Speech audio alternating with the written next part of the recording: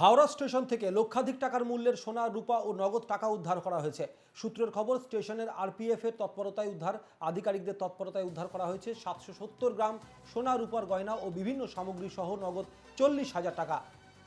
13023 Howrah Gaya express Howrah স্টেশনের 10 নম্বর প্ল্যাটফর্মে প্রবেশ করলে আরপিএফ কর্মীদের একটি দল তল্লাশি শুরু করে।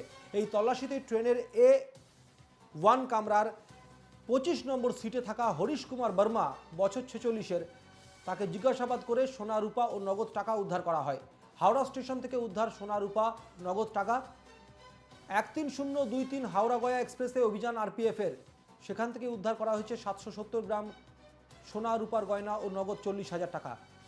অর্পণ সিংহ আমাদের প্রতিনিধি এই মুহূর্তে রয়েছেন আমাদের সঙ্গে, যাকে গ্রেপ্তার করা হয়েছে এই ঘটনার পরিপ্রেক্ষিতে। তার পরিচয় কিছু জানা গেছে অর্পণ? কি কারণের জন্য তিনি এত পরিমাণের সোনার উপর গয়না সঙ্গে করে নিয়ে আসছিলেন? দেখো, তার পরিচয় জানা গেছে, তার বাড়ি ভাগলপুর এলাকাতে এবং তার নাম হরিশ কুমার বর্মা, যার বয়স 46 বছর।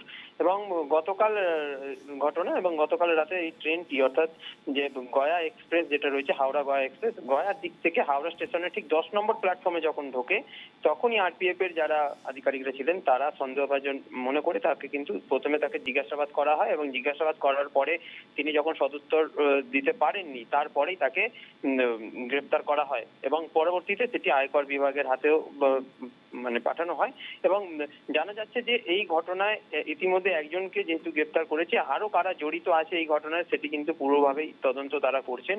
এবং এর আগেও এই ধরনের ঘটনা ঘটেছিল হাওড়া স্টেশনে, তুমি জানো।